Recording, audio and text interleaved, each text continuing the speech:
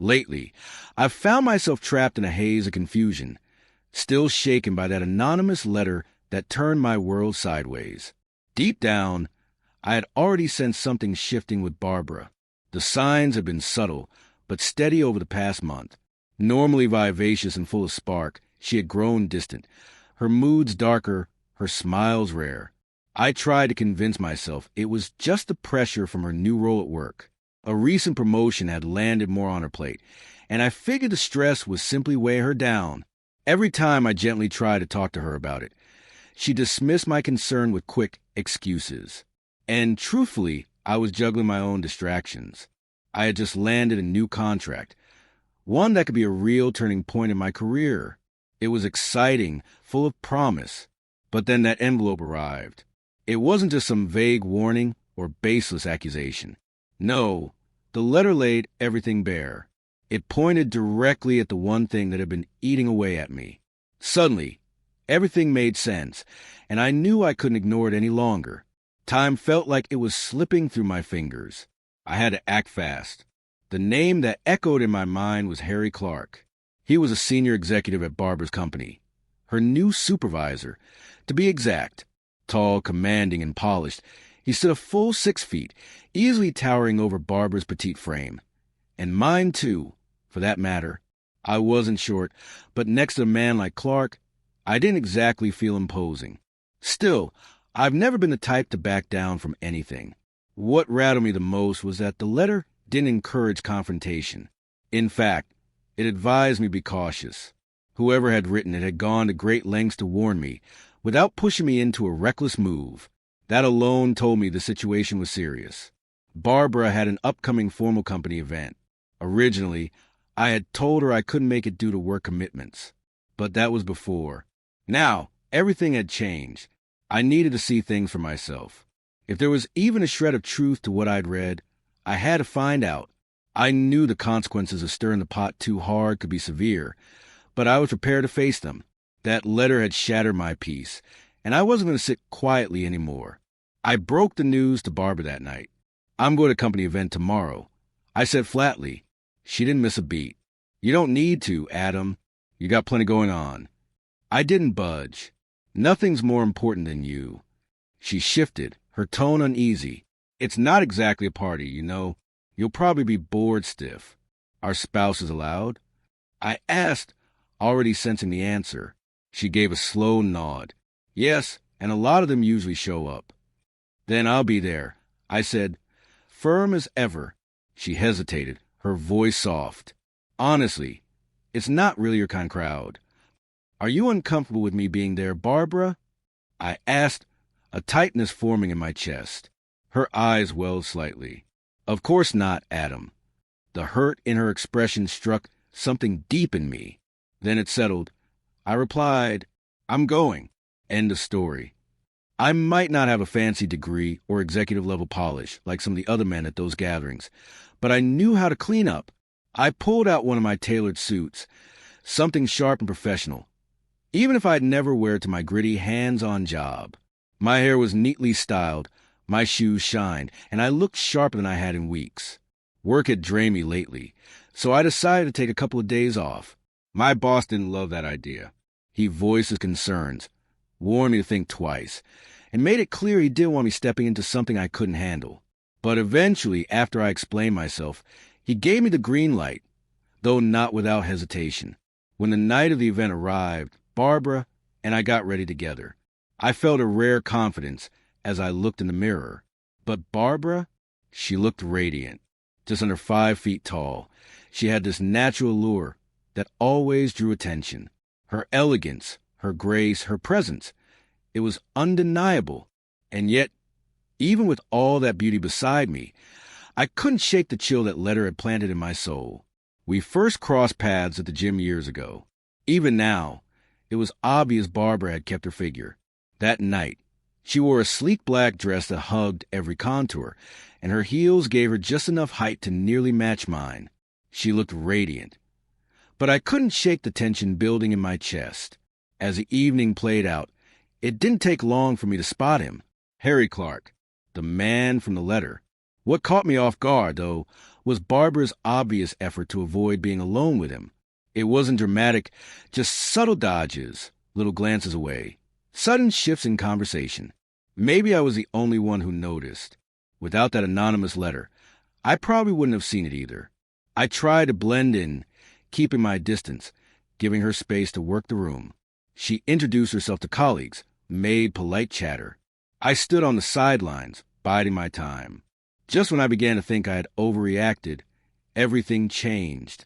The crowd shifted, and suddenly, she was alone with him, on the dance floor of all places. His expression said it all, smug, satisfied, like a man who thought he'd already won. Barbara, in contrast, looked tense. Her eyes flicked around, clearly searching for me. And I was there, watching, silently, closely. His hands crept closer to her with every step, and my insides twisted with disgust. I kept still. I couldn't afford a misstep. Then the opportunity came. Evening, I said, stepping up beside him. "You're Harry Clark, right?" He turned with a curious tilt of his head. "Yes. I'm sorry, have we met? You look familiar."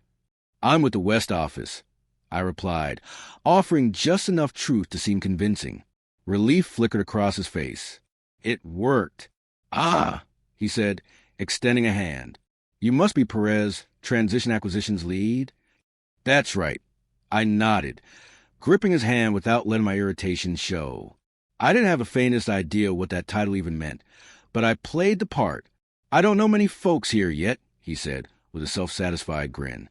"But I saw you dancing with that gorgeous blonde earlier. Is she yours?" "You mean Barbara Smith?" I asked, forcing a smile. He chuckled knowingly, and I immediately sensed this wasn't a casual conversation.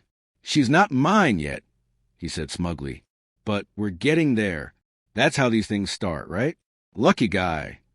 "She's stunning," I said lightly, nudging him. "Curves like that? Wow." He smirked, his confidence blooming.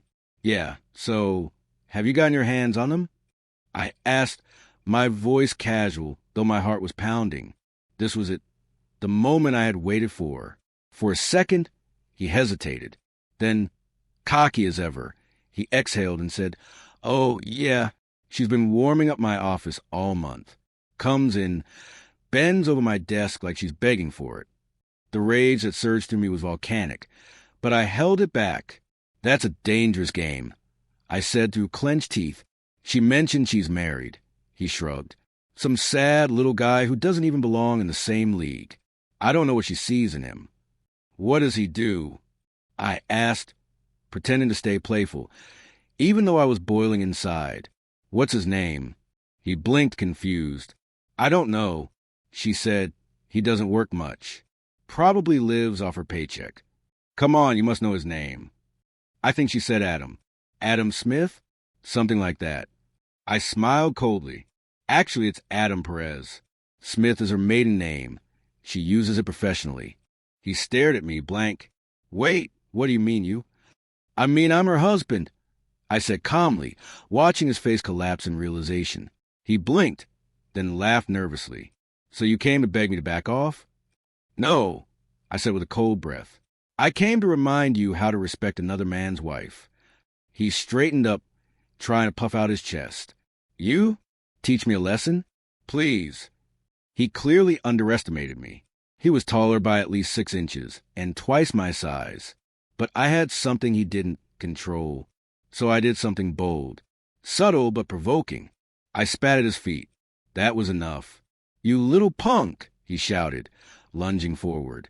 Maybe he finally realized who I was, but by then it was too late. He swung wildly. I stepped aside, letting the punch graze past. But I made sure he got just enough contact to make it look convincing. I jerked back like I'd been hit hard. He had no idea. Years of part-time work had taught me how to take a hit and how to control my response. "I'm gonna crush you," he bellowed, charging at me with arms flailing like a windmill. I stayed calm. He was putting on a show, and I was giving him the spotlight. Then, when the timing was right, I struck back. A single open-handed slap caught him off guard. He reeled. "You hit like a girl," he spat, lunging again. Bad move, I muttered. 6 quick. Precise slaps later. He was sprawled on the ground, groaning. Barbara came running. Horror painted across her face. Adam, what are you doing? I turned to her, my fury barely contained. What I should have done when you betrayed 30 years of marriage. You've got it wrong, she cried. Please. But I wasn't done. Unbeknownst to her, I had recorded my entire conversation with Clark. As I stepped up to the microphone, I played the audio for everyone to hear. The room fell silent. Gasps, murmurs, awkward glances, a few stifled laughs. The recording ended, and so did the illusion of our marriage. I turned and walked away. Barbara and her lover were both terminated from their positions shortly after. The company CEO had been in the room and witnessed everything unfold. The fallout was swift. The next morning, I filed for divorce. Thanks to our prenuptial agreement, Barbara walked away with just $20,000. And I walked into a new beginning. White heavy check mark if this story moved you. Hit that like button. Subscribe for more powerful narratives. And tap the bell icon so you never miss an update.